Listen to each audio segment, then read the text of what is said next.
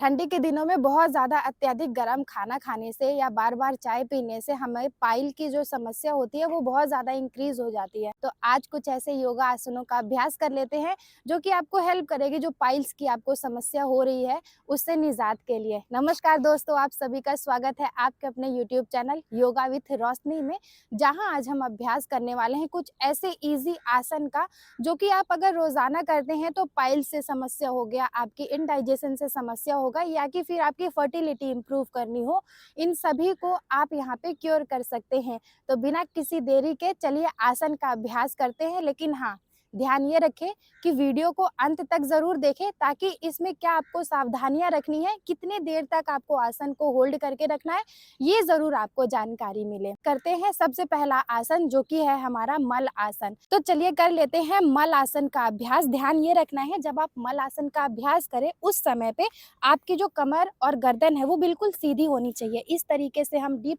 Squirting position में बैठ जाएंगे और आपको यहाँ पे आपका जो जांघ है, आपका जो थाइज है उसको बाहर की तरफ लेकर जाना है और अपने दोनों हाथों को इस तरीके से जोड़ना है। आंख को बंद करना है और लंबी गहरी सांस लेंगे। Inhale and exhale, inhale and exhale.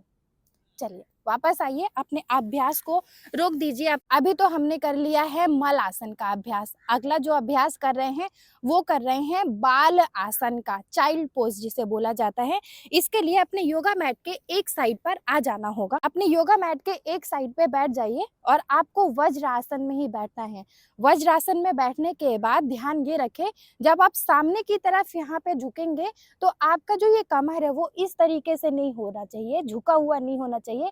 आपका कमर अगर यहाँ पे इस तरीके से पूरा झुका हुआ है तो अपने शोल्डर को रोल बैक करिए और उसके बाद अपने चेस्ट को बाहर निकालिए और आराम से अपने हाथ को रखिए अपने जांघ के ऊपर। अब सामने की तरफ देखते हुए अपने कमर से नीचे की तरफ आपको जाना होगा और आराम से एक्सहेल करिए। अपने फोरहेड को रखिए अपने योगा मैट के ऊपर और अपने दोनों हाथों को अपने पैर के जस्ट बगल में रख दीजिए और इसी अभ्यास को होल्ड करिए, होल्ड करिए, होल्ड करिए और आराम से इनहेल करते हुए सामने की तरफ आ जाइए। बाल आसन का अभ्यास करने के बाद नेक्स्ट जो हम आसन में जाएंगे वो जाएंगे, इसे पश्चिमोत्तान आसन भी कहा जाता है।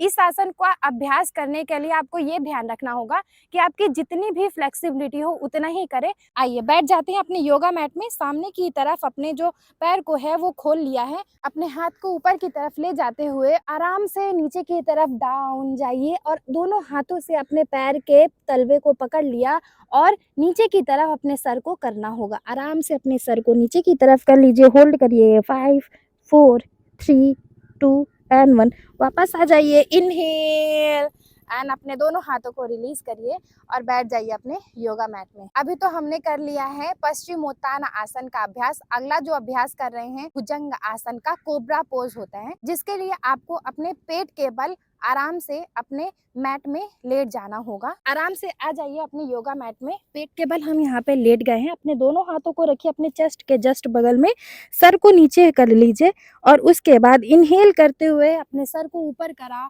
अपने स्पाइन को थोड़ा सा ऊपर की तरफ करा और नाभि ये ध्यान रखना है कि आपके योगा मैट में ही रहना चाहिए और आपका जो दोनों पैर का पंजा है वो बाहर रहेगा। इसी पोजीशन में आपको होल्ड करना है। मिनिमम 5 काउंटिंग तक होल्ड करते हैं। 5 4 3 2 एंड 1। रिलीज कर दीजिए, वापस आ जाइए और बैठ जाइए अपने योगा मैट में। अभी हमने करा है कोबरा पोज का अभ्यास। अगला जो अभ्यास कर रहे हैं वो कर रहे हैं हम आध हस्त आसन का अभ्यास। इसके लिए अपने योगा मैट में खड़े हो जाएंगे सावधान की मुद्रा में। आराम से लंबी गहरी सांस लिया, हाथ को अपने ऊपर की तरफ करा और एक्सहेल करते हुए अपने कमर से नीचे की तरफ हम आएंगे और आने के बाद अपने दोनों हाथों को अगर आप इस तरीके से टच कर पा रहे हैं अपने योगा मैट से तो बहुत अच्छी बात है। अगर नहीं कर पा रहे हैं, अगर इतना ही कर पा रहे हैं तो इतना ही करिए। अगर आपकी फ्लेक्सिबिलिटी अच्छी है तो अपने दोनों हाथों को रखिए अपने योगा मैट में रख दिया और उसके बाद अपने सर को अपने घुटने तक लेकर आने की कोशिश करिए इस तरीके से। वापस आ जाइए, इनहेल करिए, अपने हाथ को ऊपर की तरफ लेकर आएं और रिलीज करिए अपने पोस्चर को और बैठ जाइए अपने योगा मैट। तो अभी तो हमने करा है आसन का अभ्यास। 2 प्राणायाम का भी अभ्यास कर लेते हैं जो कि हेल्प करेगी आपको पाइल्स के समस्या से आराम देने के लिए। आराम से बैठे हुए हैं सुखासन में, चिन्ह मुद्रा लगा लिया है। अभी नॉर्मल ब्रीदिंग करेंगे। दोनों नाक से आपको इनहेल करना होगा and exhale, inhale and exhale. चलिए अगला जो अभ्यास कर रहे हैं वो कर रहे हैं नाड़ी शुद्धि प्राणायाम का अभ्यास। 72,000 नाड़ियों को शुद्ध करने की यह क्षमता रखती है, जिसके लिए आपको बस आराम से बैठे रहना है। अपने एक हाथ को बाहर की तरफ निकालिए, मुट्ठी बंद करिए। सबसे पहले अंगूठा बाहर निकाला, छोटी उंगली निकाली और फिर उसके बाद रिंग फिंगर निकाल लिया। इस तरीके से आपके नाक का जो नॉस्ट्रिल है उसको बंद कर लिया और बंद करने के बाद आँख को बंद करा। कमर गर्दन सीधी होनी चाहिए। इनहेल करिए एक नॉस्ट्रिल से और एक्सहेल कर दीजिए।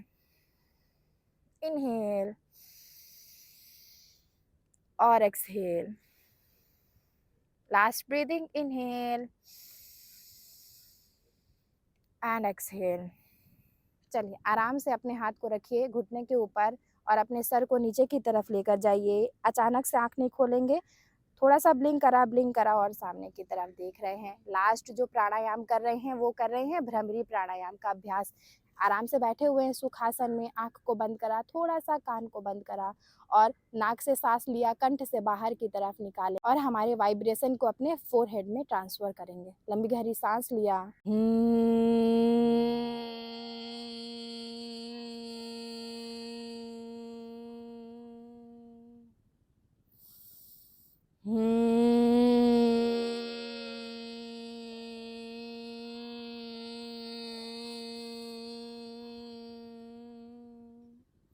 आराम से अपने हाथ को रखिए अपने घुटने के ऊपर, सर को नीचे की तरफ झुकाइए, ब्लिंक करिए और सामने की तरफ देखिए। ध्यान ये रखना है ये दोनों जो प्राणायाम का अभ्यास कर रहे हैं उसको मिनिमम 20 से 25 बार ज़रूर करें। आपको बहुत ज़्यादा यहाँ पे हेल्प होगा।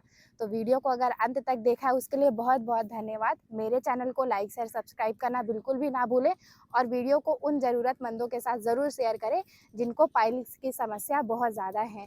तब तक अपना ध्यान रखिएगा। नमस्ते।